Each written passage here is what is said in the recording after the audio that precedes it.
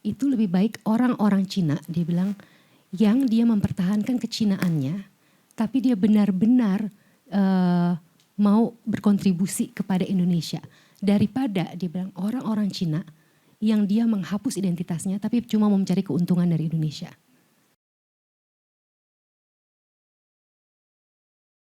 Boleh dong tepuk tangan untuk kita semua di sini. Nah, biar seru lah. Dan mungkin kita mulai aja ya teman-teman. Sebelum kita akan mendengarkan banyak dari Mbak Sinta Haryadi.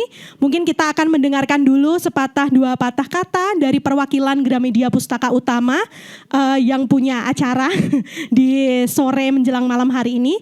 Kita panggil Mbak Mirna Yulistianti untuk bisa ya menyempatkan ngobrol-ngobrol dikit lah. Silakan Mbak.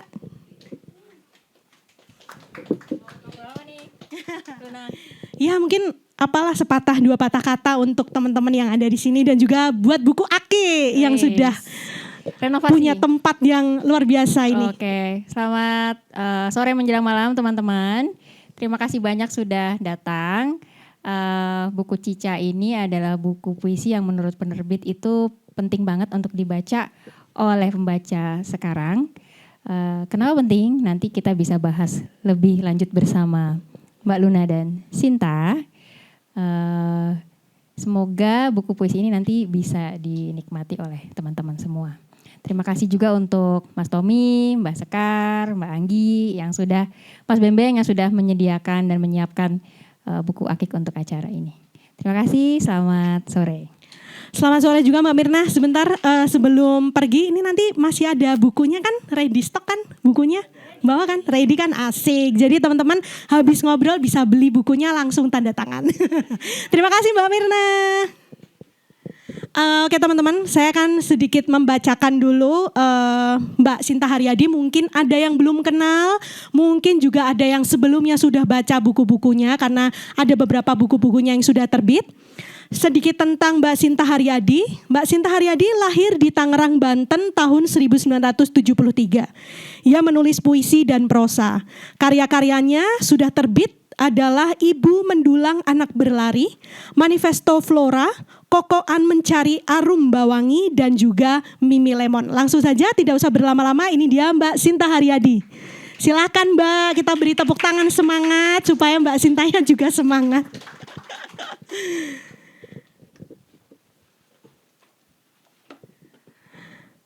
Halo Mbak, sudah nyampe kapan nih di Jogja? Halo. Halo. Halo, selamat sore semuanya.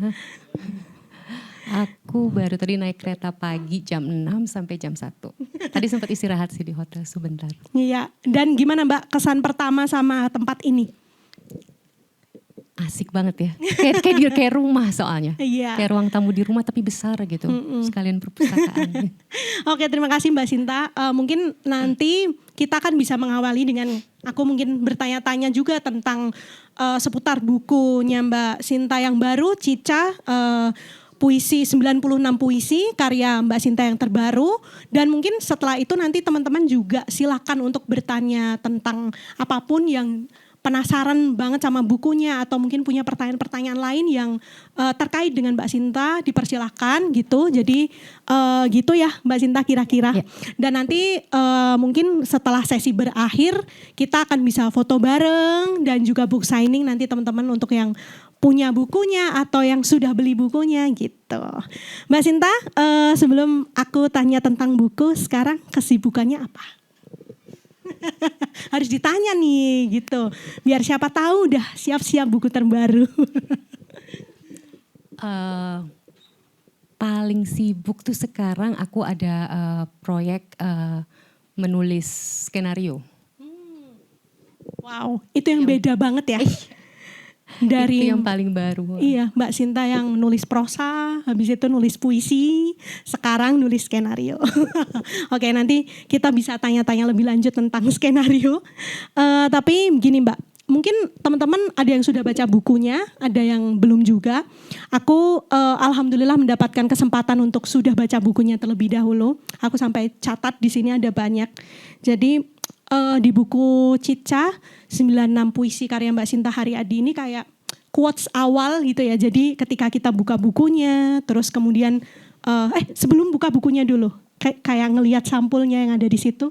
Apa ya, seseorang yang dihapus gitu kan. Terus kayak penasaran lebih lanjut dan membuka quotes awalnya tentang hound dan home gitu. Sesuatu yang menghantui, sesuatu masa lalu yang kayak menarik-narikmu kembali dan kayak membuka ruang di masa sekarang untuk si masa lalu itu. Jadi bertanya-tanya masa lalu macam apa ya gitu. Dan setelah membuka ternyata aku seperti dibawa ke lingkungan atau peristiwa masa kecilnya Mbak Sinta Haryadi dulu gitu, ketika kecil berada di lingkungan orang-orang Tionghoa gitu. Nah, mungkin pertanyaan pertama untuk Mbak Sinta, seperti apa sih gagasan awal ketika Mbak Sinta menulis puisi-puisi ini? Sebenarnya mungkin pertanyaannya kenapa aku menulis Iya. Cica sebenarnya gitu ya, Luna ya. Dan gagasannya sih. Ntar ya, aku nih harus ingat-ingat dari belakang juga. Jadi itu kan puisi ini itu aku tulis dari tahun 2016 sampai 2020. Panjang juga ya Mbak ya? Ya, kalau 4 puisi, tahun. kalau 4 puisi tahun biasanya ya. selama itu mungkin ya. Nah, aku mungkin bisa cerita sedikit. Waktu aku punya anak, waktu aku baru punya anak itu, aku ikut suami aku tuh, karena suami aku di tugas kerja di luar negeri pada waktu di Amerika pada waktu. Jadi anak aku tuh besar waktu TK tuh di sana gitu. Pada waktu itu di Amerika itu kami sering pergi ke pecinan di Amerika pada waktu itu. Anak aku karena besar di Amerika, dia selalu tahu dia orang Indonesia, seperti gitu kan, iya kan? Iya. Kalau kita ke pecinan, dia tuh otomatis pasti bilang itu orang Cina ya, Chinese gitu kan, Chinese. Saya orang Indonesia, itu yang ada di kepala dia. Waktu itu tuh di dalam hati aku, oh kalau dia nanti balik ke Indonesia, dia akan mengalami hal yang berbeda sebetulnya, tapi itu dalam hati aku. Kemudian suami aku dipindahkan balik ke Indonesia itu tahun 2014-2015. Jadi kami kembali ke Jakarta pada waktu itu. Kemudian 2016 itu terjadi mungkin pemilihan gubernur Jakarta yang paling ini ya, paling rasial sebenarnya pada waktu itu kan. Iya. Ya kan, jadi pas banget tuh menurut aku tuh, aku baru pindah. Kemudian ada kejadian itu, dimana itu kan juga terjadi perpecah belahan lagi kan. Betul. Di Jakarta dan mungkin jadi di seluruh Indonesia seperti itu. Nah di situ tuh itu muncul tuh, aku berpikir tentang kembali identitas menjadi Cina sebenarnya. Kadang-kadang kan kalau misalnya sebagai minoritas Cina itu kan ya kalau tidak dibicarakan tidak bertanya-tanya sebenarnya. Iya kan? Kalau misalnya ada peristiwa baru kemudian kita fokus ke situ gitu kan. Dan itu waktu di Jakarta itu panasnya tuh berasa sekali. Kalau aku yang tahu oh dulu tuh pernah terjadi ini gitu kan. Anak aku kan enggak kan. Anak aku pada waktu itu usianya 8 tahun 9 tahun. Nah itu di situ tuh aku mulai kayak berpikir kembali tentang identitas itu menjadi Cina atau Tionghoa gitu kan. Nanti itu pun bisa dibahas kenapa orang menyebutnya Cina, kenapa salah dengan Cina, kenapa Tionghoa, itu kan juga selalu rumit ya. Iya. Selalu rumit. Sampai tuh. sekarang tuh Sampai kayak sekarang kita tuh merasa salah banget ya. Masalahnya rumit. Iya, mau ngomong ini Cina, Tionghoa atau gimana Tiongkok atau itu Chinese. Itu ya kan? aneh sekali. Yang sebenarnya kamu tahu nggak? Sebenarnya kata Tionghoa itu di KKB itu nggak ada. Menjadi entry itu nggak ada, tapi dia menjadi lema sebenarnya. Ada tuh Cina sebenarnya. Oke. Aku juga nggak ngecek itu. Sebenarnya tuh itu orang, tapi kan orang selalu bilang nggak bisa gitu. Kalau Cina itu kan kesannya merendahkan gitu kan. Tapi orang tuh nggak tahu sebenarnya tuh dari tahun berapa ya? Mungkin 60-an sebenarnya tuh Cina memang. Ya tapi pada dasarnya itu memang selalu orang tuh nggak pernah jelas lah. Tapi di buku sebenarnya tuh aku mencapai kesimpulan, aduh ya udahlah udah Cina mah Cina aja gitu loh, nggak usah dipoles-poles lagi gitu loh. Pada dasarnya sebenarnya gitu. Ada orang yang bilang, oh itu nada kamu jadi sinis. Ya kenapa enggak juga gitu. Karena juga enggak beres-beres juga masalahnya. Nah itu tuh mulai tuh 2016 tentang pemilihan gubernur itu kembali istilahnya tuh dia kayak mencuat lagi. Dikorek ya, ibaratnya Dikorek lagi. masa lalumu itu dikorek gitu ya Mbak ya. Karena itu juga kemudian kenapa aku menjadi takut sebenarnya. Menjadi takut sebenarnya juga karena aku punya anak perempuan. Jadi kan kalau kayak gitu kan aku akan kembali lagi ya, pasti teringat lagi tuh 98 sebenarnya. Apakah ini akan bisa terjadi lagi pada waktu lagi panas-panasnya gitu kan. Itu sih awalnya tuh sehingga itu yang jadi kayak pemicu aku ingin menulis tentang ini. Kalaupun aku tidak menulisnya untuk diriku sendiri, mungkin untuk anakku sebenarnya. Tapi sebenarnya kalau mungkin ini untuk teman-teman yang belum membaca ya, Mbak Sinta mungkin bisa menceritakan sebenarnya gambaran isi si puisi-puisi ini tuh seperti apa gitu. Jadi teman-teman punya bayangan lah. Mungkin juga pertanyaannya kenapa juga aku menuliskannya dalam bentuk puisi sebenarnya. Kan bisa aja paling gampang tuh esai sebenarnya kayak gitu kan. Apalagi masalah kayak politis kayak gini paling gampang tuh isu-isu esai. besar lah ya. Sebenarnya ya. Nah kemudian tuh waktu aku riset-riset gitu kan tentang sejarah Cina ini.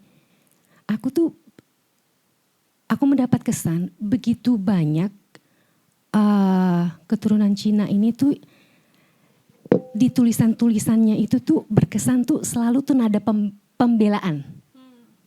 Itu banyak sekali gitu. Istilahnya gitu untuk diterima kami sudah melakukan ini. Kenapa kami tetap tidak bisa diterima? Hampir semuanya tuh nadanya tuh pembelaan. Tapi toh kayaknya juga nggak mengubah persepsi masyarakat ya gitu. Dan aku tuh pada waktu itu aku pikir pernah nggak ya ada yang menulis puisi tentang ini? Tentunya orang akan ingat tuh puisinya Hana Francisca. Kondehan kalau nggak salah kan, tapi dia itu kan menceritakan masyarakat minoritas Cina di Pontianak kalau nggak salah, pokoknya itu dia di Kalimantan. Ya itu pun sebenarnya masalahnya sangat berbeda sebenarnya. Aku baca kan sebenarnya kan puisinya dia. Aku cuma bisa membandingkannya dengan masyarakat Cina di tempat aku lahir, yang sebenarnya itu sangat berbeda sebenarnya. Terus kemudian aku pikir dan karena juga mungkin karena aku menulis puisi, kalau aku tuh menulis puisi ini untuk aku pribadi ya. Karena aku menulis puisi dan prosa, aku selalu pikir puisi itu tuh medium di mana aku bisa personal banget. Itu secara sadar, aku begitu. Tapi aku tidak melakukan itu di prosa sebenarnya.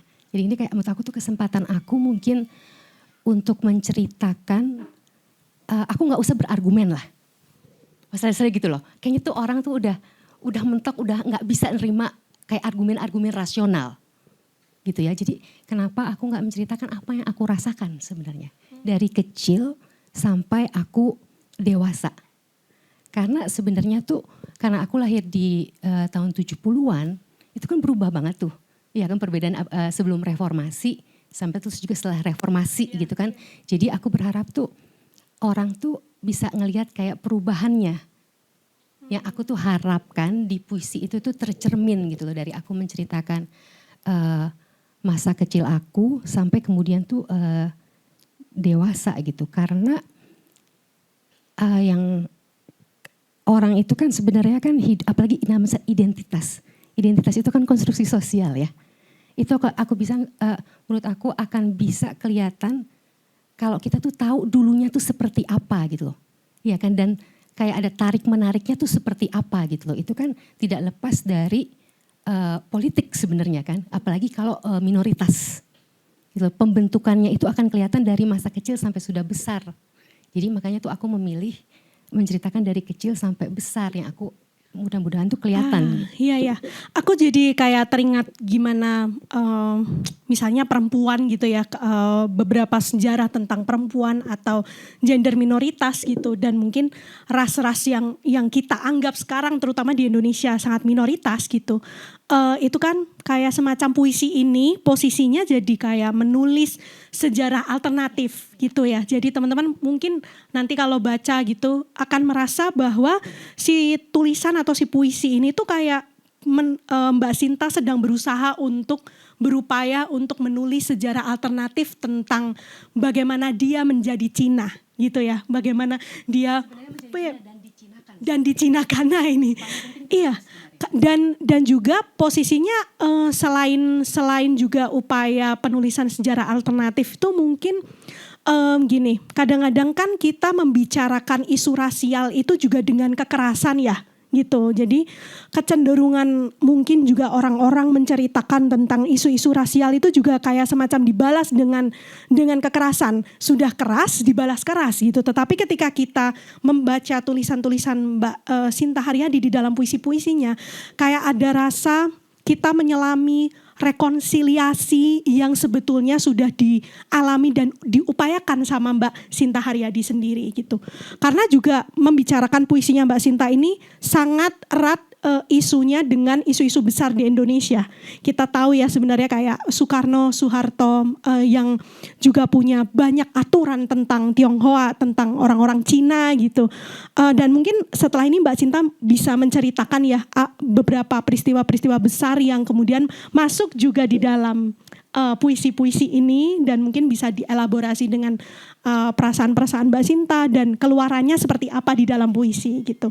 Karena kan di Reformasi 98 juga kita tahu bahwa ada kasus-kasus, jadi ini bukan hanya satu tapi sangat banyak tentang pemerkosaan, kekerasan seksual terhadap perempuan-perempuan Tionghoa yang sempat tidak diakui sama negara. Itu yang membuat patah hati ya, karena waktu itu sempat tidak diakui oleh negara. Kalau enggak pada saat itu Habibie ibaratnya diparani gitu ya, didatangin oleh Saparina Sadli dan juga perempuan-perempuan yang lain yang saat itu menjadi aktivis, mungkin kekerasan perempuan Tionghoa pada saat itu enggak akan diakui oleh negara, karena waktu itu juga sempat kayak ditolak gitu sama Wiranto pada saat itu yang ini ya menjabat gitu. Gimana Mbak Sinta mungkin bisa elaborasi peristiwa-peristiwa besar itu dan turunannya ke dalam puisi itu gitu.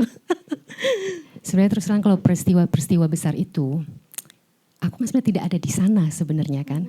Jadi itu mungkin aku lebih ke, anggap aja gini loh, sebenarnya penulisan semua di buku ini itu aku mencari tuh kecinaan aku sebenarnya.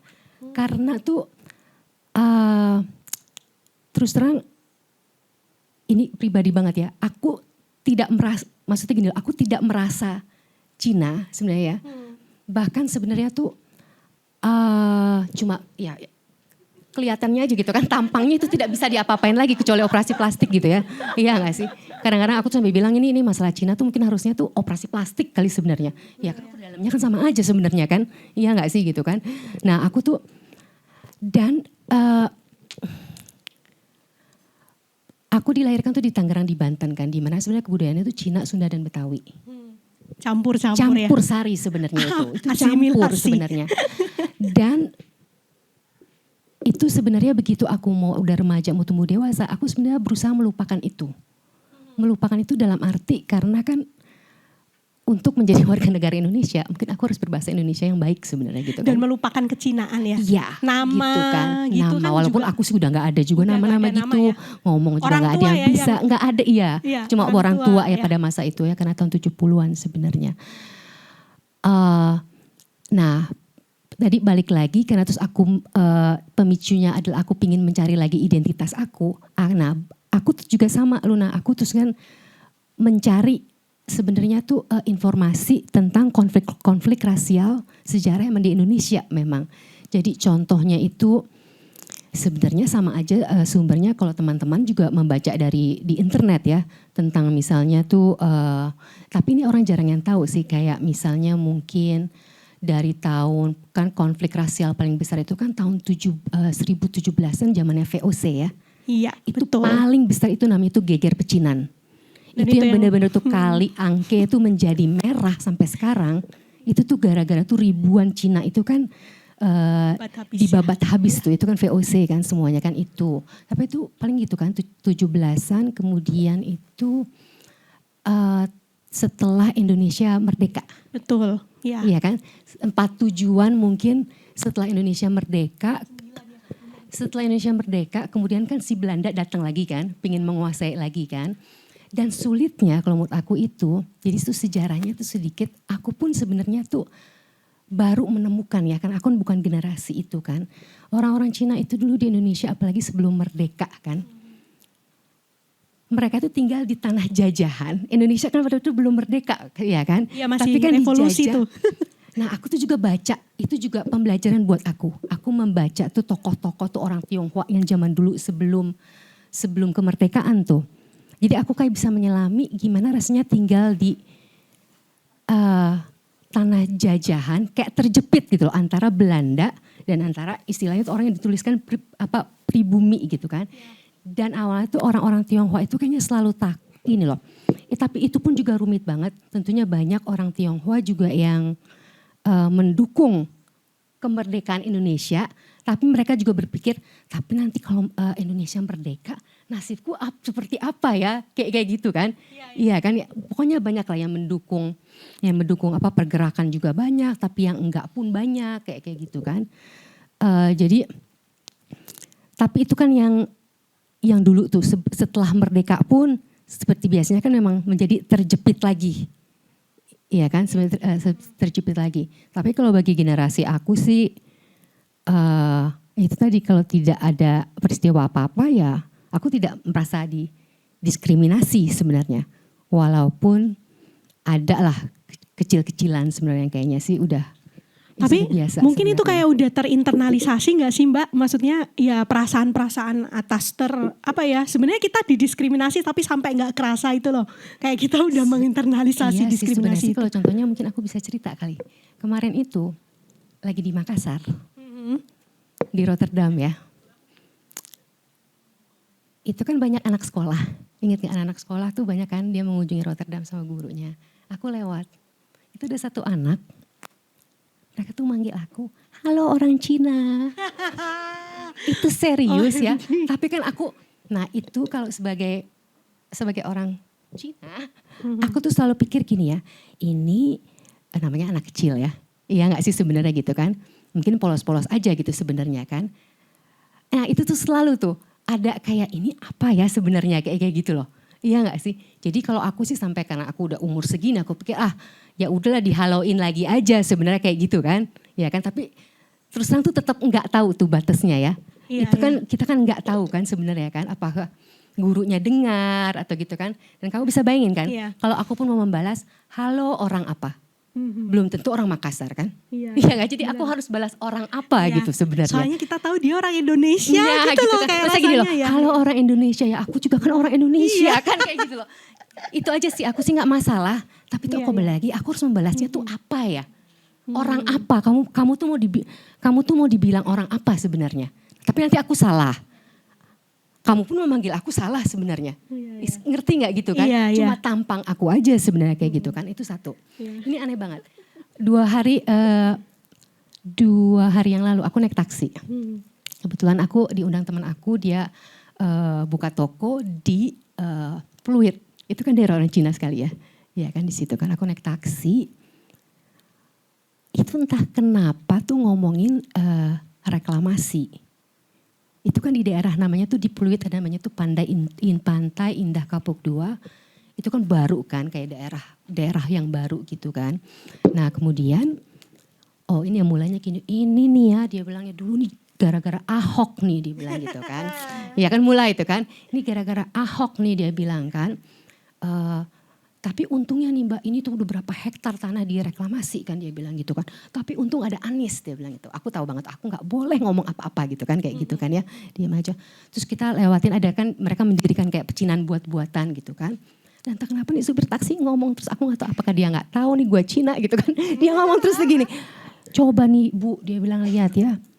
Ini semuanya tuh pecinan gitu. Kita kan di Indonesia. Kita kan di Indonesia dia bilang gitu kan. Kenapa enggak budaya kita yang ditonjolkan. Aku dari ngomongannya aku tuh dia Betawi sebenarnya. Ya Betawi.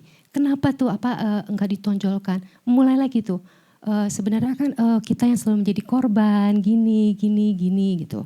Nah aku tuh belajar aku enggak ngomong apa-apa. Itu aja sih. Itu tuh contoh-contohnya. Yang sebenarnya kalau aku cermati, aku bisa mengerti Luna. Gitu ya, mengerti dalam hati. Ya Mas kalau misalnya Bapak memang ada di daerah Cina ini ya terang aja mereka semua kan pemilik modal ya. Karena itu di peak gitu loh memang kan emang konsentrasinya gitu kan. Dan sedangkan mungkin terus dia supir gitu kan. Aku tuh mengerti sekali gitu loh sebenarnya. Tapi dan aku juga jadi bertanya kenapa juga kalau orang seperti dia yang sudah lama di Jakarta kok ya tetap berpikir seperti itu. Itu kan pertanyaannya kan. Ya kan, itu pertanyaannya sebenarnya itu aku mengerti sekali gitu kayak misalnya tuh dia merasa begini, dia merasa begitu. Cuman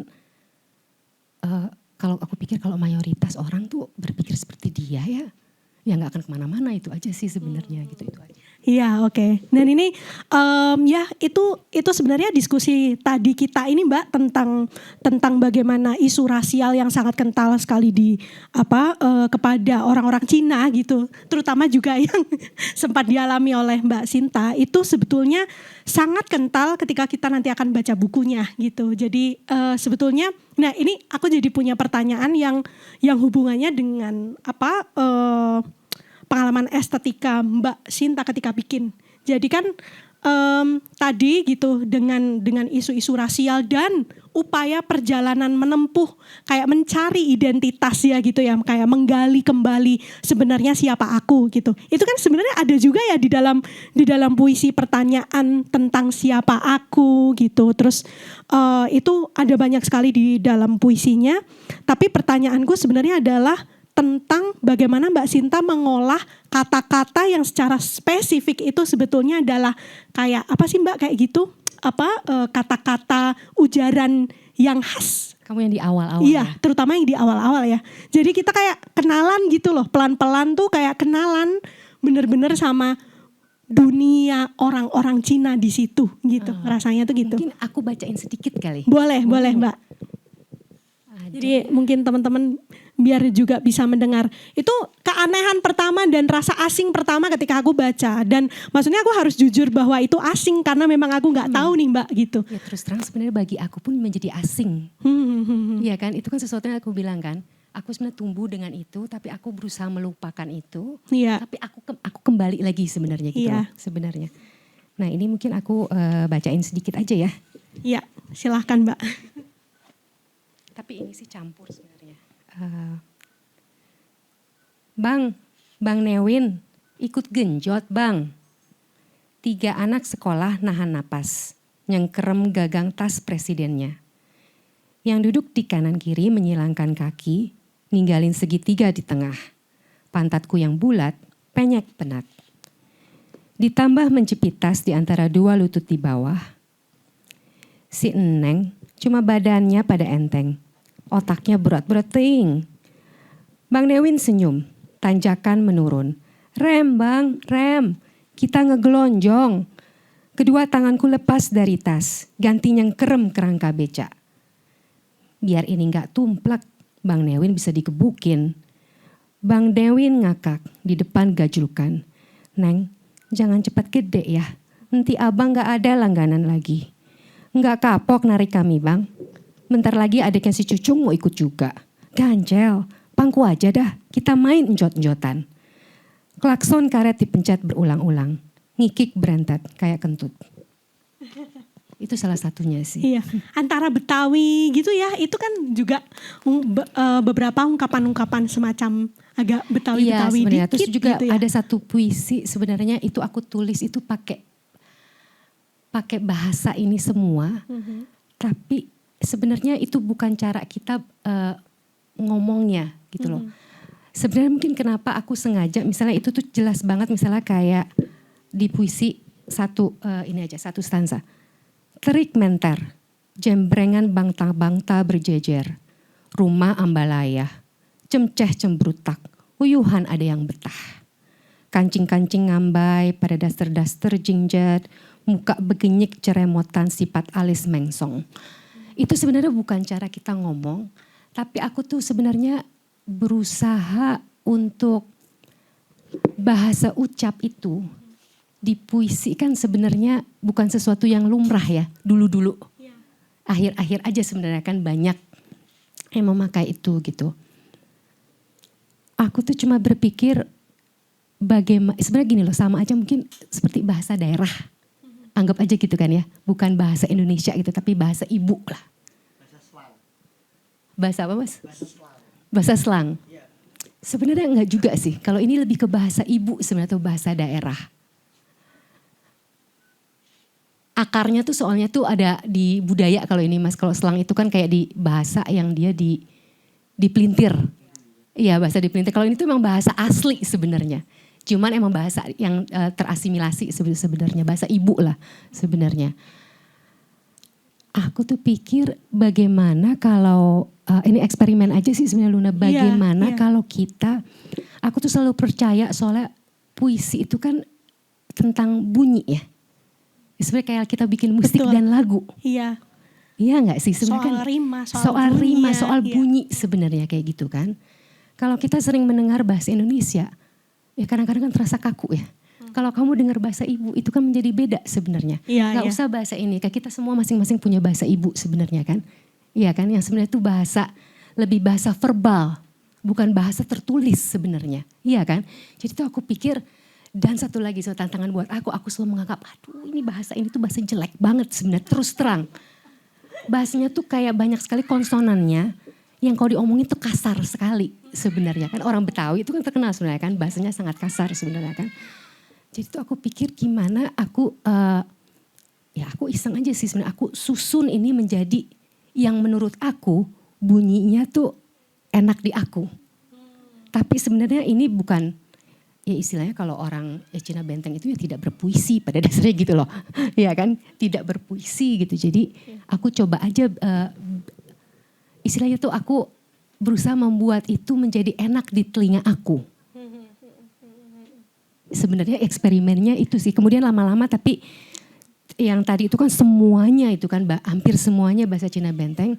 Kemudian kan lama-lama aku kurangi. Iya, kerasa kalau banget kamu ya. rasakan itu lama-lama aku kurangi. Jadi sebenarnya itu juga mencerminkan dulu pula itu bahasa masa kecil aku ya. Tapi karena aku harus menjadi orang Indonesia gitu kan sebenarnya kan. Ya walaupun sebenarnya aku selalu di sekolah Indonesia sebenarnya kan. Tapi itu kayak mencerminkan tuh betapa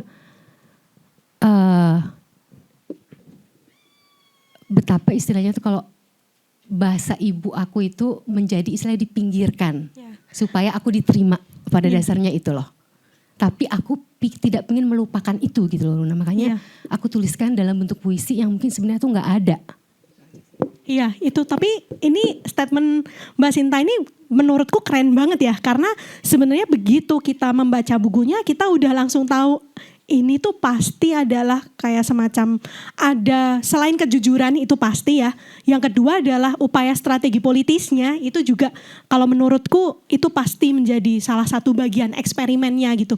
Dan terasa memang semakin ke belakang kita ngerasa kayak jauh gitu sama bahasa itu tiba-tiba jadi formal gak? Tiba-tiba jadi formal. Baru berasa gitu. Karena sebenarnya tiba-tiba jadi bahasa Indonesia kan formal ya. Iya. Kebanyakan lah istilahnya maksudnya tuh diharuskan berbahasa Indonesia yang baku. Pada dasarnya gitu kan. Iya. Itu sangat seram buat aku tuh baku gitu kan, sangat baku gitu kan. Aku berharap tuh berasa orang perbedaannya sehingga tuh tiba-tiba kayak menjadi formal. Sudah tuh kayak gitu. Oke. Mungkin teman-teman kita juga akan melanjutkan obrolan tentang eksperimen-eksperimen yang dilakukan sama Mbak Sinta. Karena kalau menurut penemuanku sendiri ini ada beberapa gitu. Mulai dari judul puisi yang bentuknya itu nomor gitu. Jadi ini mungkin nanti bisa dijawab sama Mbak Sinta ya soal ini. Jadi kenapa sih judul-judulnya itu nomor dan kenapa berhenti di 96? Ada apa dengan 96, angka 96 gitu. Tapi selain itu juga secara bentuk Mbak Sinta mengeksplor tanda hubung. Ini yang menurutku kayak lumayan kentara gitu karena ada beberapa tanda hubung yang itu dieksplor, misalnya itu seperti jeda tapi itu juga bukan jeda, tapi itu ada tanda hubung yang selalu ada di setiap larik gitu, setiap bait. Terus kemudian juga ada eksplorasi dengan spasi ya gitu. Jadi setelah baitnya ada di sebelah kiri, kemudian ada di sebelah kanan, agak geser lagi gitu. Aku secara istilah kurang tahu istilahnya apa gitu, tapi aku merasa itu adalah eksperimentasi Mbak Sinta tentang spasi, tentang tanda hubung. Tapi juga ada tentang bentuk ruang dan garis gitu. Kalau secara spesifik di halaman 89 itu kita bisa ngelihat ada bentuk yang kotak gitu. Dan ini kita bisa bacanya berurutan di bawah judul gitu. Jadi ada bentuknya yang kotak ini gitu. Nah itu sebenarnya apa sih Mbak maksudnya? Yang ini ya. Ya itu, terus kemudian eksperimen yang lain soal spasi, tanda hubung dan juga judul nomor gitu. Teringatkan aku lagi ya. Sebenarnya kalau yang nomor 89 ini sih secara sederhana ini adalah puisi konkret sebenarnya. Gimana tuh Mbak puisi konkret tuh? Puisi konkret itu ini loh. Sebenarnya itu diajarkan ke banyak tuh untuk kalau paling gampang mengajarkan puisi karena anak SD itu pakai puisi konkret sebenarnya. Kayak misalnya kamu dia mau mengajarkan ini apel, gitu misalkan. Ya itu udah kamu berbentuk nulisnya tuh melingkar seperti apel gitu misalnya kayak gitu, iya kan? Jadi sebenarnya sederhana sekali itu. Mau tanda panah, apapun tuh menjadi bentuk konkret, menjadi bentuk visualnya. Paling gampang apa hujan, ya kan? Jadi kamu bener. tanda seru itu kan, ya kan? Itu tuh puisi konkret sebenarnya. Jadi tapi di sini mungkin aku mendapat idenya itu karena sesimpel kalau merasa sebagai minoritas itu kan ya kami berada di pinggir. Ya, itu kan sesimpel itu kan, kenapa aku nggak bikin puisinya itu tentang semuanya tuh di pinggir gitu kan. Tapi kalau misalnya teman-teman baca juga sebenarnya di isi puisi itu juga memang tentang bagaimana biasanya yang menuliskan sejarah minoritas itu ya adanya kan di tengah kan. Betul, ya. Iya kan, kita semua jalannya melipir gitu kan. Iya. Jalannya melipir, sebenarnya idenya tuh sesimpel itu sih. Sejarah kebanyakan dituliskan oleh orang-orang yang berada di tengah, di center sebenarnya gitu. itu. Dan jarang mendengarkan suara-suara dari pinggiran. Iya, gitu. pada dasar itu aja. Paling gampang itu kan, oh ya kenapa enggak di pinggiran ya puisinya jadinya kan. Itu aja sih sebenarnya. Kita untung bisa bisa di layout seperti itu sebenarnya. Tadi sempat kita diskusi ya sama Mas Tommy, tadi sempat ada pertanyaan, aduh ini tuh agak susah juga ya sama penerbitnya, ini nanti kalau kepotong gimana ya gitu. Tapi kayaknya Mbak Sinta juga punya statement soal kalaupun kepotong gitu. Kalau kepotong pun itu malah nggak apa-apa, sebenarnya malah jadi lebih, poinnya lebih tajam kan. Ya suaranya pun akan kepotong juga gitu kadang-kadang, iya kan, kalau misalnya kalau bisa kepotong, apalagi kalau ada yang hilang. Udah di pinggir gitu ya, hilang, kepotong lagi gitu kan. Berarti kan tetap sama idenya kan sebenarnya sih, itu aja sih sebenarnya. Oke, wah ini keren banget Mbak. Dan mungkin kita lanjutkan dengan yang judul ya. Judul-judul puisi itu nomor sampai 96 itu apa sih sebenarnya? Kalau judul itu juga sebenarnya praktis sih. Aku sebenarnya pada dasarnya tuh tidak suka bikin judul puisi. Oh gitu, oke. Iya sebenarnya itu kan cuman untuk keperluan teknis ya, biar gampang cari puisinya gitu kan. Aduh ini waktu itu aku coba nih ya bikin judul untuk setiap puisi gitu kayaknya. Tapi kayaknya kok terlalu dipaksakan gitu kan. Tapi kemudian lama-lama tuh aku ngelihat puisinya itu kan sebenarnya ada ceritanya kan. Iya, betul. Iya gak sih? Ada aja cerita ya 1, 2, 3 berurutan sebenarnya. Iya. Ya udah gitu lah kan, pakai nomor aja gitu kan sebenarnya kan. Walaupun akan jadi susah diingat ya, oh yang ini tuh nomor berapa sebenarnya kayak gitu. Tapi ya sudah lah gitu kan. Tapi toh ini juga puisi yang bukan temanya tuh sama, itu kan sama semuanya kan. Jadinya udah aku pakaikan nomor aja. Dan pasti juga orang akan berpikir kan, kenapa gak 98 kayak gitu kan. Sebenarnya itu puisinya itu tuh aku tulis tuh ada 102. Oh, terus yang lain Mbak? Ada 102, ya kemudian kan aku memilih lagi gitu kan, memilih lagi kan. Paling gampang aduh nih harusnya nih ada 98 gitu kan. Tapi ternyata yang menurut aku baik itu gak sampai segitu. Ya. Jadinya cuma ada 96, ya kenapa enggak juga gitu kan, dipaksa-paksain 98. Kalau emang gak serek gitu kayaknya kan. Jadinya cuma 96. Tapi kalau hubungannya dengan pembabakan, kalau gak salah ada kan judul babaknya gitu. Babak 1, babak 2 gitu. Kayak ada namanya cuman aku lupa Mbak. Sebenarnya yang pertama itu tuh padangan. Yang kedua tuh kebadi. Nah itu. Sebenarnya. Padangan, jadi yang pertama itu padangan. Karena itu kan cerita tentang masa kecil aku kan. Jadi dulu tuh lagi aku kecil. Kita tuh di di Gang Kalipasir itu, di gang situ. Anak-anak kecil tuh hobinya tuh padangan. Kalian tahu gak padangan itu makan bareng. Oh oke, padangan. Kamu ngerti gak padangan? Jadi tuh aku misalnya ke rumah teman aku. Tok, kamu mau padangan gak? Jadi nanti dia bawa piring, kalau gak bawa rantang. ke teras rumah aku, kita makan bareng.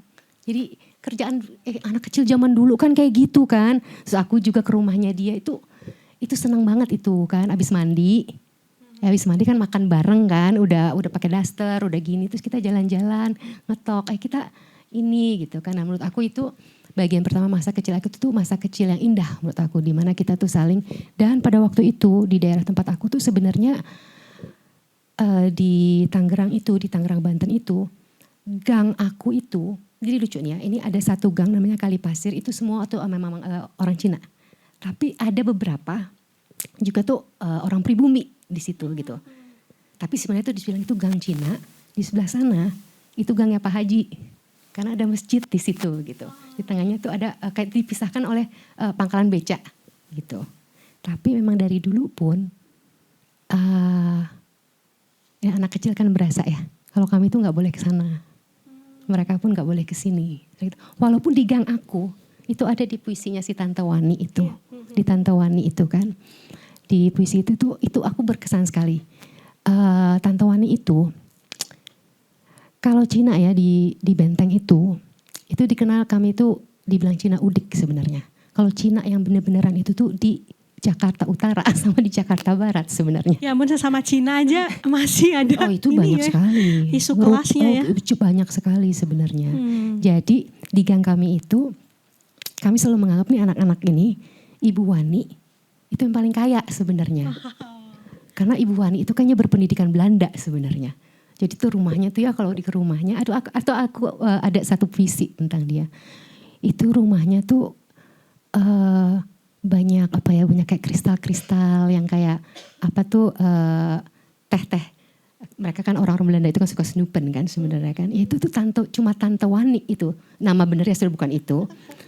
Jadi kita tuh kalau ngelihat dia tuh kayaknya ini orang benar-benar tuh orang Indonesia gitu yang panutan gitu loh. Sebenarnya tuh rumahnya rapi, rumahnya bagus, kayaknya tuh beradab gitu kan, beradab sekali. So ada rumahnya tuh lukisan-lukisan. Sedangkan rumah-rumah kami kan motor, kardus gitu kan ya. Iya gak sih? Ya kalau yang kayak orang Cina pedagang gitu kan, motor, kardus pada dasarnya tuh begitu. Terus tadi pertanyaannya apa lagi ya? Tadi tentang, aku malah jadi lupa gara-gara terdistraksi sama cerita Mbak ini. Oh enggak, tapi cerita. Soal padangan sama kebadi. Oh iya benar-benar. Itu padangan kan. Kedua, kebadi itu artinya kesurupan. Oh. Kebadi itu kesurupan karena aku menganggap tuh ya namanya juga mungkin karena masih kecil ya. Masa kecil itu aku masih innocent aja sih. Aku yang tidak tahu terjadi yang masalah-masalah yang tadi aku Google lagi. Itu kan aku gak tahu, tidak pernah juga. Kan di sini juga ada, bahkan kayak misalnya emak aku, nenek aku kan gak pernah cerita juga kan. Orang tua aku pun tidak pernah cerita. Misalnya kayak ada peristiwa seperti itu ya. Kan gak diceritakan ke anak-anak sebenarnya kan. Jadi aku dilindungi sebenarnya kan oleh seperti itu kan. Tapi aku semakin besar, kalau menurut aku tuh negara kesurupan ya jadinya. Iya. Iya gak sih pada dasarnya kan kalau kesurupan itu kan gak eling gitu sebenarnya kan. Ya jadi aku tuh pikir tuh apalagi bahkan di bab situ kan ada tentang Mei 98 sebenarnya. Yang itu peristiwa yang kayak gak bisa dijelaskan dengan nalar gitu ya. Apa yang terjadi sebenarnya kan. Tapi kan ada beberapa juga puisi tentang itu. Mungkin yang perlu teman-teman tahu sebenarnya aku tuh gak ada di sini waktu 98 itu. Aku 98 itu aku masih, aku waktu itu studi S2 sebenarnya di Amerika pada waktu itu. Aku kembali pas 98 Juni. Itu kan Mei kan. Karena pada waktu itu aku khawatir sama keluarga aku sebenarnya. Setelah kejadian itu. Jadi karena teman-teman juga tahu mungkin kalau kita tuh nggak ada di sini, fantasinya semakin liar ya. Aku selalu menganggap tuh kalau ada kejadian lagi tuh gimana kalau ini giliran aku, gimana kalau ini giliran aku. Ya paling gampang kan, semua Cina kan jadi sama kan kalau pada orang kesurupan kan gitu kan, ya kan, nggak ada pandang bulu gitu kan, semua tampangnya tuh sama gitu kan. Yang terus jadi aku juga berpikir tentang anak aku sebenarnya kayak gitu loh. Itu kan ada aku tentang Francisca, mungkin kalau teman-teman juga tentang Francisca juga tentang Ita sebenarnya kan. Yang terus terang itu tuh aku tuh bikin puisi Ita ya. Kalau boleh tuh aku juga gak pingin inget itu sebenarnya. Tapi itu setiap 98 cerita dia tuh kan muncul kan biasanya di medsos kan. Kayak mengingatkan Selalu, gitu. iya. Cuma kan beda kan, misalnya mengingatkan kamu dan mengingatkan aku Luna. Iya, iya. Kalau mengingatkan aku itu cuma mengingatkan aku, oh kayak itu tuh kayak peringatan buat aku. Diingatkan tapi sebagai peringatan itu mengerikan kalau buat aku. Karena aku tuh pikirnya itu ke anak aku sebenarnya. Iya kan waktu itu kan Ita kan masih 16 tahun ya pada waktu itu kan. Terus ditambah yang Francisca itu. Yang Francisca itu tuh pada waktu itu pas banget waktu kejadian itu kan dia diperkosa itu usianya 11 tahun ya. Pada waktu itu anak aku tuh 10 tahun. Jadi tuh setiap ada kayak reminder atau pengingat-pengingat itu aja sih aku selalu pikir tuh kalau ada apa-apa lagi si kebadi itu lagi. Iya kan kalau ada kebadi itu lagi itu ya siapa sih gitu sasarannya gitu kan sebenarnya kan. Jadi ada Ita dan Francisca tuh sebenarnya tuh dari situ. Tapi mungkin didasari oleh ketakutan sih memang. Banyak sebenarnya ini ditulis itu ya berdasarkan ketakutan itu. Dan ini selain soal Ita dan Francisca yang mungkin dia dekat sekaligus juga berjarak gitu dengan Mbak Sinta ya gitu. Ini ada satu puisi yang menurutku juga barangkali menurut interpretasiku tuh juga tentang Ita dan Francisca, tapi sebetulnya juga menurutku juga sangat dekat dengan tulisan-tulisan Mbak Sinta yang dulu gitu. Jadi di buku-buku yang lalu terutama di Ibu Mendulang Anak Berlari itu banyak yang mengulas tentang bagaimana hubungan antara ibu dan anak gitu ya. Dan di puisi ini jadi sangat kentara. Mungkin aku sedikit bacakan puisinya. Tak ada seorang pun mengasihimu melebihi aku, namun kasihku tak selalu bisa menyelamatkanmu. Kasih Yesus pun belum tentu datang tepat waktu. Tak ada ruang bagi kisah perempuan-perempuan yang kehilangan anak perempuannya. Ruang di salib waktu, tangannya menunjuk aku. Berdentang setiap pukul utuh, mengingat ia semakin dekat. Seiring bertambahnya lilin ulang tahunmu. Inikah giliranku di antara dentang 11, 21, 3, 46, 003. Masih kusisiri rambutmu, kukucek pakaian dalammu. Ini aku kayak ngerasa apa yang dirasakan Mbak Sinta tadi itu juga terpantul dalam puisi ini. Dan mungkin Mbak Sinta bisa menceritakan sedikit tentang apa hubungannya atau kelindannya antara tulisan-tulisan Mbak Sinta yang terdahulu dengan apa yang ditulis di Cica gitu. Secara sederhananya tuh kalau menurut aku kalau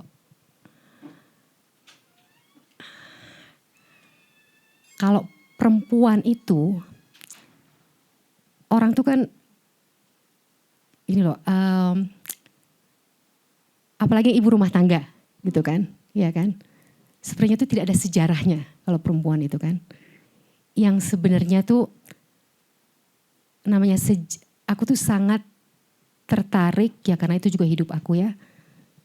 Menurut aku tuh kita tuh bisa belajar tuh dari sejarah keseharian perempuan sebenarnya, ya kan? Karena di situ kan banyak sekali sebenarnya tercermin kayak posisi gendernya dia dan sosialnya dia dan ekonominya dia dan budayanya dia sebenarnya kan. Jadi kalau misalnya aku menulis tentang sejarah keseharian perempuan, itu tuh aku berharap tuh sebenarnya tuh kita harus melihat tuh bukan apa yang di permukaan, tapi apa yang menyebabkan itu di baliknya gitu loh sebenarnya. Jadi sebenarnya tuh di karya-karya aku berusaha untuk menuliskan itu biar orang tuh istilahnya bisa punya celah untuk melihat yang di baliknya. Sebenarnya kayak gitu. Kayak misalnya buku si Cica ini, ya bisa aja sebenarnya kan aku nulis puisi memang tanpa memakai sudut pandang personal sebagai ibu. Kan sebenarnya kan dengan gampang juga bisa seperti itu ya. Tapi seperti balik lagi dari awal gitu kan, kalau aku menulis itu, aku kan cuma kayak menawarkan kayak kemungkinan untuk didengarkan secara lebih gitu loh sebenarnya. Ya kan, siapa tahu kalau memakai sudut pandang personal itu orang bisa lebih mendengarkan. Sebenarnya sih kayak gitu sih. Iya, dan terasa lebih dekat juga nggak sih Mbak? Kalau menurutku ya, ketika aku membaca rasanya tuh kayak gitu, kayak bukan orang ketiga yang menceritakan gitu, tetapi seperti orang pertama yang sebetulnya sedang bercerita. Itu efeknya jadi lebih dekat gitu. Kalau untuk aku yang membaca, Iya. entah nanti kalau pengalaman lain ya. Tapi sebenarnya itu kan tantangannya kan. Iya, betul. Apakah kalau suara aku sebagai seorang ibu gitu kan, sebagai seorang perempuan menulis tentang sejarah keseharian aku yang tentunya juga ditentukan oleh sejarah yang besar ya. Iya. Apakah aku lebih sebagai sumber lebih dipercaya Iya. daripada sejarawan yang ngomong tentang peristiwa-peristiwa ini. Kan kalau mereka kan pasti ngomongnya kan tentang sejarah yang arusnya besar ya. Yang sebenarnya kan sejarah itu kan imbasnya kan semua di kita secara personal. Itu kan yang jarang sebenarnya kan, iya gak sih? Imbasnya tuh semuanya tuh secara personal sebenarnya. Ya, Tapi iya benar. terus terang sebenarnya kadang-kadang tuh aku bikin dengan tema kayak gini tuh di puisi tuh ini nggak ya terlalu naif nggak ya? Aku berpikir sih seperti itu. Tapi nyatanya enggak ya Mbak? Nggak tahu aku. Enggak, gitu. Aku nggak tahu Nyatanya sebenarnya, enggak. terus terang Ya. aku nggak tahu. Cuman ya. Karena sebenarnya memantul di banyak hal gitu, termasuk seperti apa yang disampaikan Mbak Sinta soal sejarah perempuan gitu. Kan kalau kita selama ini ya kayak jadi kita harus bertanya ulang gitu, suara siapa yang kita dengarkan? Iya, suara siapa yang kita dengarkan. Nah begitu ada tulisan gitu ataupun cara atau upaya penulisan sejarah perempuan dengan cara-cara yang lain, entah itu sejarah lisan atau oral gitu, oral history, atau kemudian penulisan dari sudut pandang personal gitu, pengalaman-pengalaman mendalam gitu. Itu kan kayak semacam kita jadi kita sebagai manusia tuh kayak disentil Mbak gitu, untuk suara siapa sih yang selama ini kamu dengar gitu. Sekarang coba kamu harus mendengarkan suara yang mungkin jauh yang gak pernah kamu dengarkan gitu. Rasanya kayak gitu. Dan juga mungkin kalau kayak aku gitu kan, aku jadi berapa tuh? 3 kali atau 4 kali, 3 kali minoritas jadinya Iya, kan. Itu kan Bener-bener. kayak diagram Venn-nya tuh di tengah gitu kan sebenarnya lapisannya kan. tuh, Lapisannya, iya. sebenarnya gitu kan. Jadi kalau kayak gitu kan, iya kan jadi lebih bisa Udah ada di Cina baliknya. gitu kan. Iya. Terus apalagi Mbak, perempuan gitu. dan aku Katolik, Dan Katolik ya. bukan itu, agama mayoritas. ya itu minoritas Iya. semua. Makanya tuh waktu itu tuh pas kemudian anak aku tuh pernah dia di masa-masanya, oh aku kayaknya ini nih, dia mau queer. Aduh, aku pikir gitu ya. Aku sih nggak apa-apa, cuma nanti hidup kamu berat sekali. Iya. Iya nggak sih, kayak aku sih itu aja sebagai ibu ya. Iya, Cuma sebagai ibu aja itu pilihan kamu, tapi aduh nanti kamu ya Akan berat sulit. sekali hidupnya. Aku aja udah sulit, apalagi nanti kamu gitu kan. Aduh, Aku iya. sih mikirnya tuh. Oke, Mbak Sinta, ada banyak sekali pertanyaan yang sebenarnya pengen ditanyakan, tapi kali ini karena kita juga ada teman-teman yang ada di sini, kayaknya perlu juga untuk memberikan kesempatan kepada teman-teman siapapun boleh untuk menanyakan apapun, terutama juga yang berkaitan dengan buku Cica. Barangkali ada yang udah baca, ada yang masih penasaran banget sama bukunya kayak apa, silahkan bertanya. Mungkin siapa dulu yang mau bertanya kepada Mbak Sinta Haryadi? Oke, yang di depan, terus kemudian siapa lagi? Mungkin dua lagi.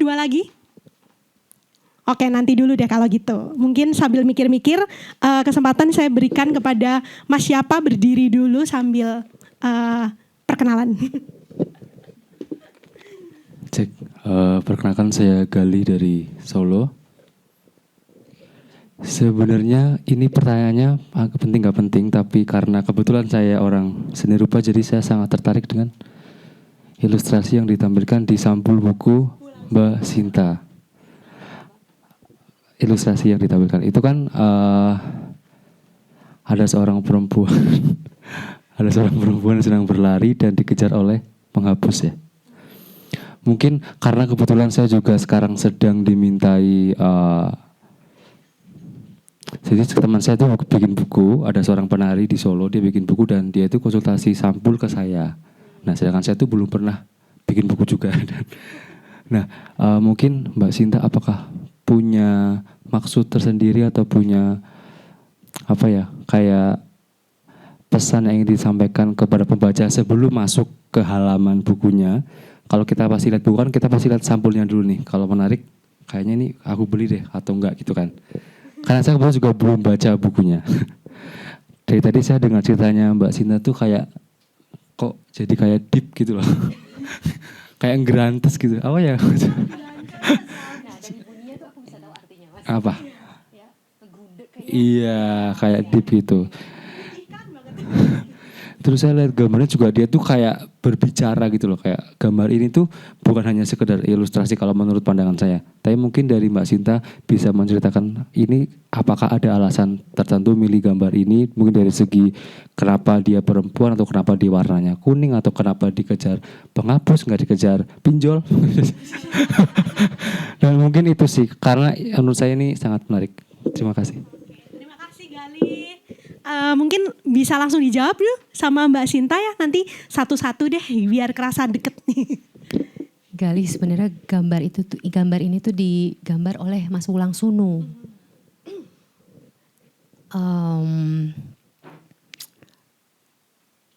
Aku tuh juga benar-benar tuh kayak tersentak gitu ya, dia waktu itu sketsanya tuh ada beberapa.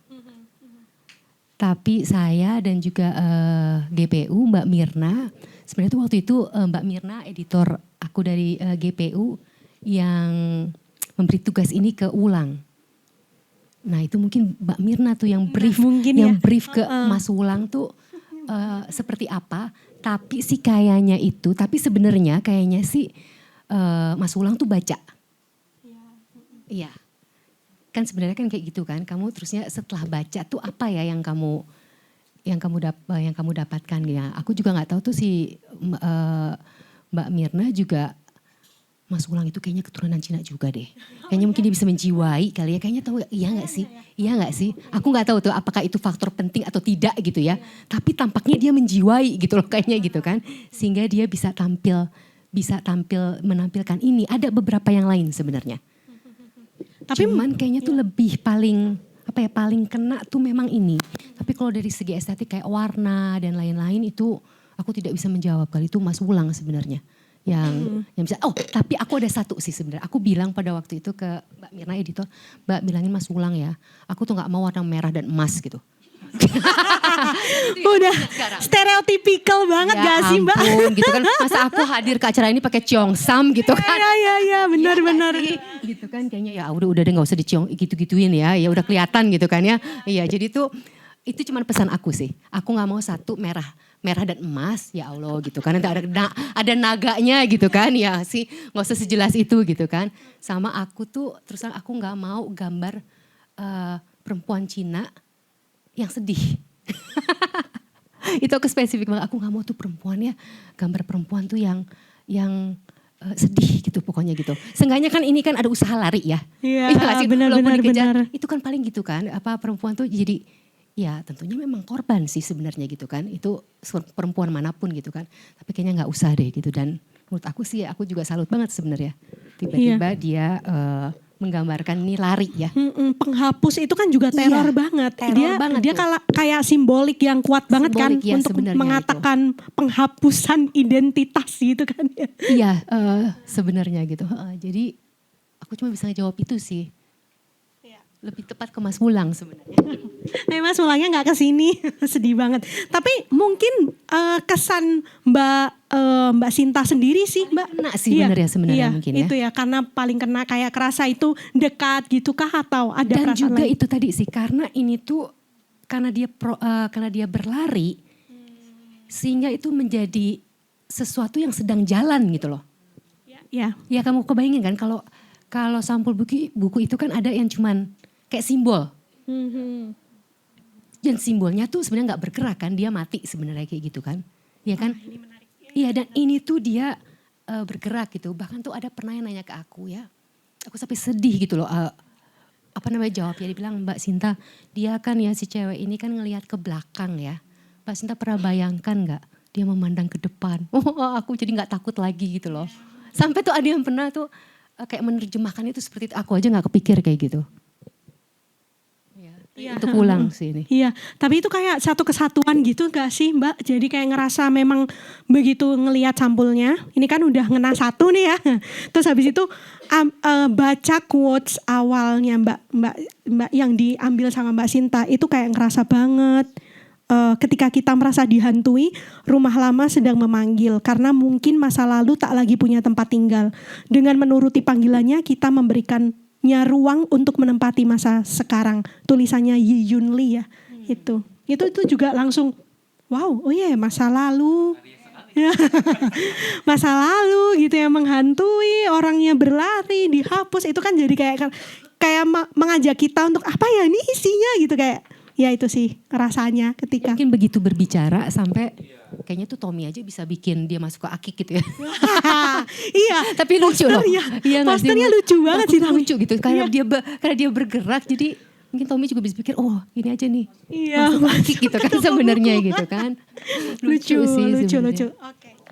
Mungkin gitu dulu ya Galih, nggak bisa menjawab semuanya tapi sama Mas Wulang Sunu. Tapi memang Mas Wulang ini sih ya gambar-gambarnya tuh emang bagus gitu. Mungkin kamu juga bisa ngelihat di sampulnya Mbak Intan Paramadita di buku-bukunya. Iya, itu sangat menggambarkan bukunya sebenarnya. Kayak mewakili bukunya banget. Gitu. Iya. Boleh dong. Oke.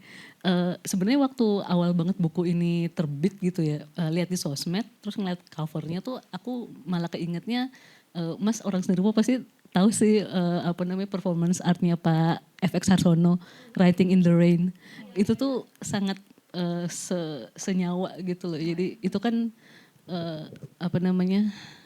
visualisasinya kan Pak Harsono tuh nulis nama Chinese-nya dia yang sudah tidak pernah dia pakai selama puluhan tahun di kayak kaca gitu kan pakai kuas gitu. Ditulis terus dan ditulisnya tuh berlapis-lapis gitu loh. Tulis terus tiba-tiba hujan turun dan menghapus nama itu tapi dia nulis terus. Walaupun luntur terus gitu. Wah, itu makanya pas ngeliat ini kok keinget performance-nya Pak Har itu dan emang benar sih maksudnya pas udah baca puisi-puisi ini juga emang istilahnya perasaan takut atau khawatir soal penghapusan, dilupakan, tidak dianggap eksis kayak gitu ya dan harus menyaru ke identitas yang lain kayak gitu-gitu emang berasa banget sih gitu dan sebenarnya ya tentu aku dari etnisitas yang berbeda ya cuman ada momen juga sih sebenarnya kayak look kayak begini tapi tidak merasa seperti lookku gitu. Maksudnya kayak tidak merasa punya istilahnya ya karakteristik kesukuan dan sebagainya. Ya banyak pertanyaan-pertanyaan kayak gitu kan. Cuman emang mungkin aku tidak merasakan istilahnya ketakutan-ketakutan gitu ya yang seperti yang dialami mungkin teman-teman beretnis Tionghoa gitu-gitu. Gitu sih menanggapin itu aja. Makasih. Tapi aku nanggupin bener sih mungkin kayak misalnya Pak FX Harsono juga itu sama kan. Dia berusaha kayak mempertahankan identitasnya tapi kayak dihapus lagi sebenarnya kayak gitu kan. Ya sebenarnya itu untuk apa gitu kan. Aku ingat tuh kalau aku boleh berbagi ya. Sebenarnya kan kayak itu kan zamannya Orba ya yang semua tuh kayak dihapus lah pokoknya sejarah Cina gini. So, aku tuh selalu ingat sebenarnya tuh Soekarno sebenarnya. Soekarno tuh sebelum kemerdekaannya, dia kan dulu kan akrab sekali dengan wartawan-wartawan di koran Sinpo sebenarnya kan. Zaman dulu itu dia tuh pernah bilang gini, padahal waktu itu Indonesia belum merdeka. Saya lebih baik Indonesia itu dia bilang ya yang mau bergabung dengan menjadi nasion Indonesia itu lebih baik orang-orang Cina dia bilang yang dia mempertahankan kecinaannya tapi dia benar-benar mau berkontribusi kepada Indonesia. daripada dia bilang orang-orang Cina yang dia menghapus identitasnya tapi cuma mau mencari keuntungan dari Indonesia. Iya gak sih? Itu tuh menurut aku tuh luar biasa. Apa namanya, omongan dia tuh seperti itu. Berarti pada dasarnya ya dia pingin orang yang jujur aja sebenarnya. Iya benar. Nggak pura-pura sebenarnya kan. Ya oke. Wow ini percakapannya menarik ya dari dari sampul bisa kemana-mana. tapi emang iya sih ya pada saat rezim Soeharto itu kan waduh emang benar-benar ada banyak tap MPR kan yang disahkan sebagai peraturan untuk menghilangkan identitas Tionghoa, kelenteng nggak boleh ada lagi kayak gitu-gitu kan, tidak boleh ada. Dan iya, jadi Dari zaman setelah itu kan juga terjadi karena setelah PKI ya, setelah 65. iya setelah 65. Setelah 65 itu sampai sekarang Iya. pun masih ada. Dan sampai sekarang pun misalnya kayak kita gitu, orang Jawa biasa saja gitu, terus punya pacar orang Cina gitu, itu pasti akan ditanyain ya, ngapain kau? Itu ada banyak lah kisah-kisah Wong Cino di mana ya? Wong Cino ngapain, pasti gitu. Itu kayak isu rasial yang ya diinternalisasi sama kita sampai sekarang gitu. Sebenarnya tuh aku makanya tadi balik lagi tuh, aku ada satu puisi yang aku kalimat pertama itu sebut saja aku Cina gitu. Itu tuh saking itunya sih kayaknya tuh aduh susah banget sih Ya ampun, nyebut-nyebut ini apa sih gitu kan, aku sampai bilang kan kesannya tuh nyebut Tionghoa emang gak susah, itu kan juga kesannya kan asing juga kan, aneh banget kan. Kalau kamu pikir iya gak sih, aku sampai ada tulis puisi tentang itu, kayak itu gak terkesan asing aja dibilang Tionghoa gitu kan, jika kau cuma tuh kayak menghormati aku. Dan gak perlu gitu loh sebenarnya. Iya gak sih, tapi emang susah sih. Aku pikir kalau Cina mah ya suku aja ya gitu. Tapi ingatnya tuh asing gitu kan. Iya bahkan sampai udah menang berkali-kali pun orang-orang yang Cina itu dengan kebangsaan Indonesianya menang mulai dari lomba apa aja ya sampai Olimpiade masih aja ya kan. Itu kayak nggak akan mungkin hilang kayak rasanya tuh gitu. Tapi benar nggak sih Mbak kayak dengan puisi ini tuh kayak kita punya pengharapan untuk terus kayak mengakui dan mengakomodir diri kita gitu, kayak upaya rekonsiliasi nggak sih Mbak seperti itu? Aku mungkin cuma bisa ngomong untuk diri aku sendiri gitu ya. Iya, Kalau aku sih pada saat ini iya aku mencoba berdamai aja gitu sebenarnya gitu kan. Kan efeknya nanti akan mungkin bisa ada perbincangan tambahan mungkin dengan Mbak Sinta ya kelak gitu. Kalau ada orang Cina yang mungkin merasakan hal yang sama dan membaca buku ini, itu pasti akan berbeda pula dengan kita Banyak. gitu. Aku udah pasti. ada kok Ada. ketemu Gimana, Mbak? yang dia bilang tuh dia nggak mau dipanggil Cina. Oh oke. Itu banyak karena dia bilang merasa rendah. Iya. Kayak merasa beda gitu ya. Kayak dibedain Dan banget juga gitu. merasa dijadikan objek ya, sasaran. Betul. Dan aku mengerti juga sebenarnya gitu kan. Kayak ditandai. Iya. Iya gak sih kayak ditandai gitu. Itu banyak yang bilang. Itu yang aku tuh bilang, wah kamu itu kan ada dua kubu sebenarnya kan dari zaman dulu kan. Ada yang pro integrasi. Jadi kalau pro integrasi itu jadi ya udah orang Cina mempertahankan kulturnya. Ya sama aja kan menjadi sama dengan orang Jawa, orang Sunda, orang Flores sebenarnya kayak gitu kan. Atau kalau dia Cina harus dilebur. Ya kan menghilangkan semuanya untuk diterima menjadi Indonesia gitu. Kalau aku mungkin lebih yang integrasi gitu loh. Yang sama aja apa bedanya dengan suku-suku yang lain gitu loh. Cuma leluhurnya dari sana gitu kan. Iya kan. Tapi terus ada yang emang harus lebur gitu loh. Ya mungkin itu juga pasti ada ininya juga ya. Pasti ada manfaatnya juga. Cuman asal jangan dipaksa. Iya, benar-benar sih. Iya, benar. Tulus ya. Mereka juga punya hak asasi manusia yang sama kayak kita semua gitu kan. Iya. Tapi sebenarnya aku mau tanya ini sih Mbak. Ini aku kayak penasaran setelah mengeluarkan ibaratnya tuh kayak mengeluarkan unek-unek nih di dalam buku Cica ini. Gimana sih perasaannya Mbak Sinta sekarang? Gitu. Apakah kemudian masih punya perasaan yang sama dengan Mbak Sinta ketika tahun 2016 mulai nulis ini? Ataukah sebenarnya sama aja atau mungkin punya kelegaan tersendiri atau entah perubahan gitu. Kalau secara pribadi sih aku lega dan kayak aku ngomong ke diri sendiri sih, ya aku nggak mau takut lagi. Cuman aku kan tidak bisa berbicara itu untuk anak aku. Itu yang paling menyedihkan sebenarnya. Kan nggak mungkin kan aku bisa selalu melindungi dia sebenarnya kan. Itu aja sih kalau dari diri aku sih dalam hati aku mau dicina-cinain, aku udah nggak peduli. Nggak serius. Ya mau ngapain lagi sih gitu kan sebenarnya kan aku udah nggak peduli sebenarnya. Cuman aku ya itu berpikirnya tuh untuk anakku. Anak ya. Iya. Sebenarnya tuh selalu tuh itu sebenarnya aku berpikirnya tuh ke anak aku. Kalau anaknya Mbak Sinta udah baca? Itu didedikasikan untuk dia ya? Iya, belum, tapi belum dia ya, ya. belum. Iya, ya belum. Belum, oke. Masih terlalu sulit juga sih mungkin. Iya, untuk berapa sih Mbak usianya sekarang? Udah besar sih, mau 17 tahun. 17 tahun. Mau 17 tahun. Iya. Oke. Jadi yang halaman dedikasi itu yang siapa namanya? Wila, namanya Wila. Oh, Wila. Jadi untuk Wila, gentar aku bertambah usia bila belum menceritakan siapa kita, ya kan? Aduh, dalam gitu. Kitanya kan semua kita ya. Iya, kayak Bukan kita hanya- semua kita, bener. Mungkin ini menuju pertanyaan-pertanyaan hampir akhir mungkin ya Mbak. Tapi aku masih ada pertanyaan yang aku pengen banget. Sebenarnya kalau harapan Mbak Sinta sendiri gitu terhadap buku ini ke depan gitu. Atau mungkin harapannya terhadap orang-orang yang membaca sebenarnya apa Mbak? Ada enggak gitu menaruh apalah gitu harapan atau enggak itu sudah bebas saja itu? Sebenarnya kan kalau puisi ini aku tuliskan dari kayak aku, konteksnya kan generasi aku sebenarnya kan.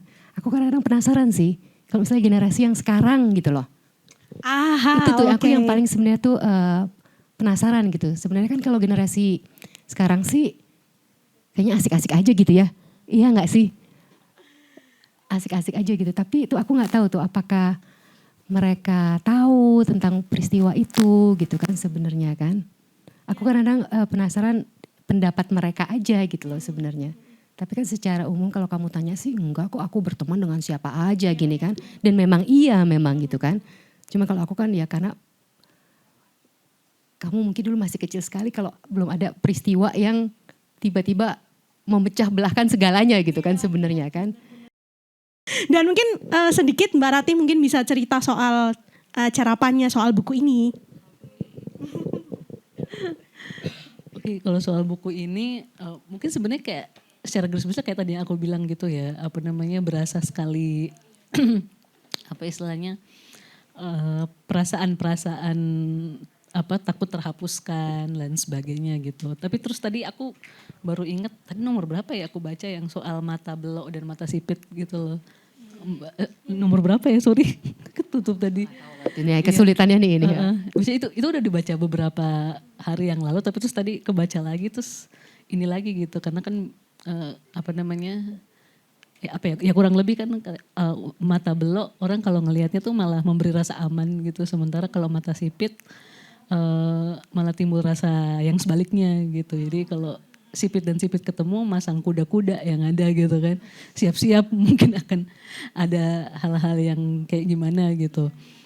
Gitu sih, itu apa ya kan ciri fisik tuh kan sangat ini ya apa namanya kelihatan sekali gitu ya gitu. Ada masanya kalau kayak di Jogja, kebetulan aku sendiri tuh di Jogja sudah sangat lama ya teman-teman, dan sekitar 10-11 tahun lalu tuh mengalami kejadian ada berbau rasial juga sebenarnya dari etnisku sendiri. Mungkin teman-teman kalau ada yang masih ingat penembakan di Cebongan kayak gitu-gitu, walaupun itu tidak maksudnya di luar penjara itu tidak terjadi apa-apa ya, kayak aku nggak diapa-apain orang gitu, cuman ada ketakutan yang setipe gitu loh. Jadi kayak makanya kayak itu kan tadi cuma satu ya, kayaknya ada beberapa lagi ya Mbak ya yang ngomongin fisik gitu, dan itu kan kayak iya ya itu appearance kita yang paling terlihat gitu ya.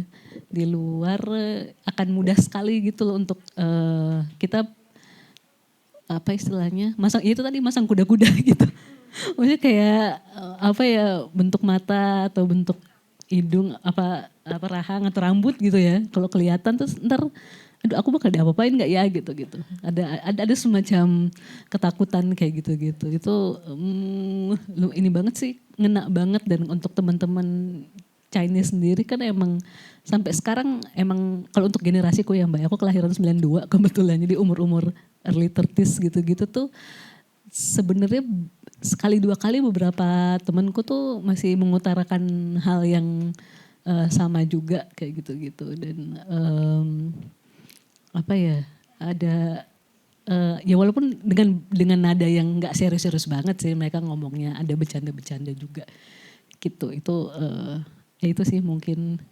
Cuman aku pengen ngomong aja sih, sebenarnya cerpennya Mbak Sinta, aku baca udah beberapa bukunya. Cuman ini memoriku agak kecampur-campur, aku lupa Nyonya Liong tuh di buku apa ya Mbak? Itu aku. Itu Manifesto Flora. Oh, Manifesto Flora. Iya.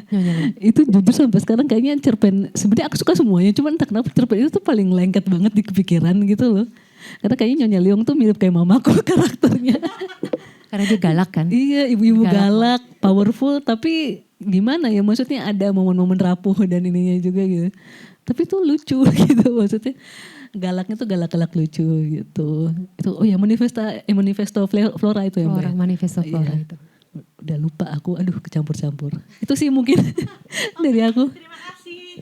Terima kasih Mima, terima kasih Ratih sudah menyampaikan carapannya tuh Mbak, udah kan? Iya sih. Ada Tapi kan? aku boleh ini nggak komentar? Boleh dong, iya boleh Yang silakan. menanggapi Rati aja sih, sebenarnya mungkin ditambah juga tadi kamu kan tanya aku tentang harapan buku ini. Iya. Tapi pada dasarnya mungkin berdiskusi secara terbuka dan jujur itu tentang masalah apa ras itu agak sulit ya. Iya dong. Kita membuka iya. diri itu kan membuat Iya. kita kan menjadi rentan ya. Jadi Dan- kadang-kadang tuh aku juga pikir oh mungkin emang agak susah sih gitu kan membicarakan tentang masalah ini gitu loh sebenarnya. Kadang-kadang oh nanti tersinggung, nanti gini. Padahal kan sebenarnya dibutuhkan ya untuk kayak keterbukaan itu aja sih. Iya, Kadang-kadang tuh iya.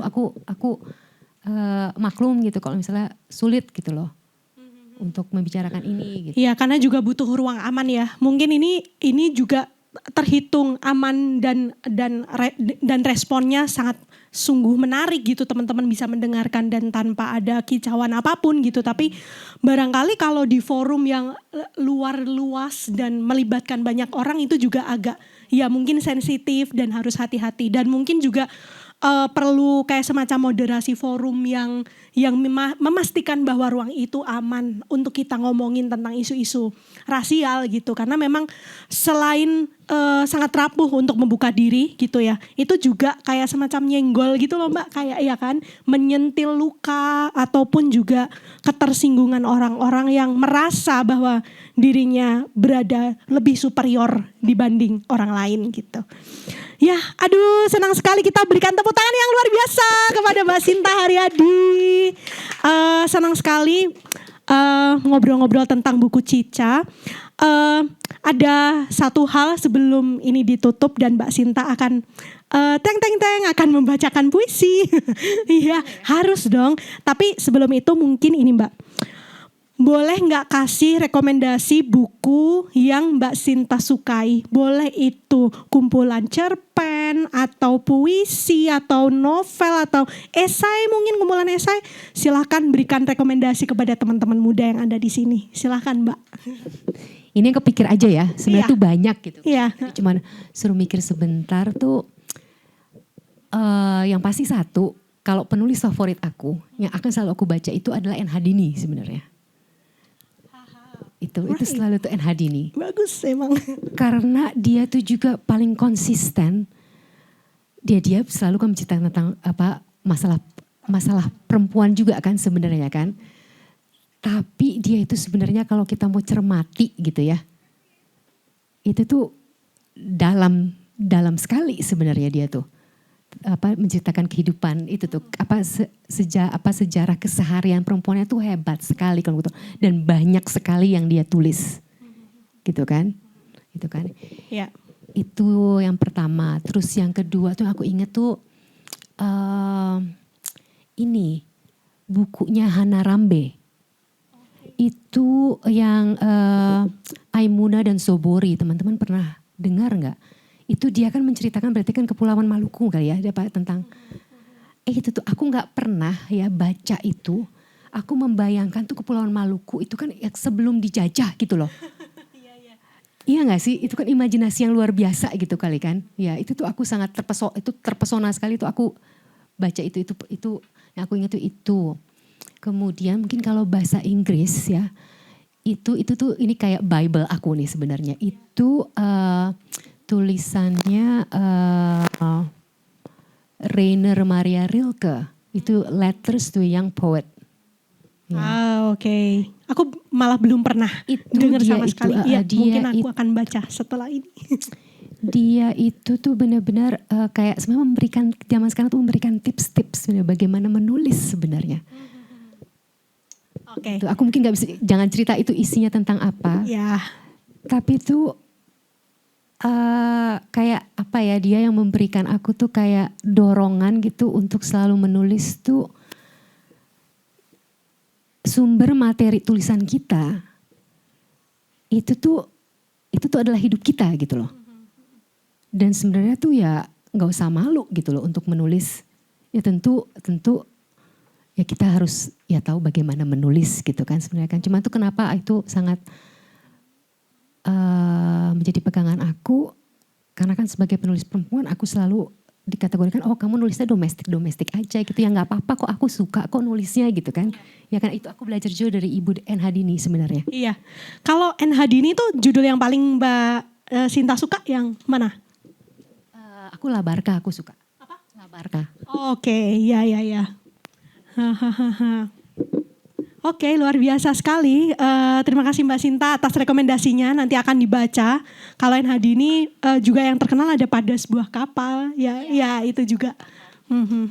Iya. Itu ada tuh Namaku Hiroko ya. Iya, Namaku Hiroko itu juga bagus. Jadi mungkin teman-teman yang ada di sini selain nanti akan membeli Cica atau merekomendasikan, nggak apa-apa Mbak sekalian jualan sih. Nah, atau juga bisa merekomendasikan buku Cica kepada teman-teman sekalian, teman-teman. Juga mungkin bisa membaca buku-buku rekomendasi yang sudah direkomendasikan oleh Mbak Sinta Haryadi. Terima kasih Mbak Sinta, dan mungkin satu pembacaan puisi dari buku Cica kepada teman-teman semuanya, sekaligus kayak semacam rasa terima kasih kita semua karena mereka sudah hadir meramaikan hari ini. Puisi nomor 55. Waktu kecil, aku menolak pakai Cheongsam. Keluargaku tertawa ketika aku bilang itu bukan pakaian adat Indonesia. Dibiarkan aku memakai pakaian Jawa dengan kebaya dan konde. Alasanku karena aku lahir dan tinggal di tanah Jawa. Dibiarkan aku memakai pakaian baju bodo dari Sulawesi. Alasanku karena banyak orangnya berkulit terang dan sipit sepertiku. Dibiarkan aku memakai pakaian lenong. Alasanku karena aku berbicara seperti mereka. Keluargaku masih tertawa, tapi tidak sendiri lagi. Orang Jawa, orang Betawi, orang Sulawesi, semua menunjukku. Menanggalkan tanpa menyentuh. Tawa keroyokan itu malah membebaskan dari pakaian yang membelenggu. Kesukuan yang lugu. Aku memang tak punya adat istiadat, hanya watak bebas yang menempatkanku di tepi, jantung kemerdekaan sejati. Walau tawa itu terus ku dengar seperti pada film komedi, di mana maling dimaafkan tapi tetap dicurigai.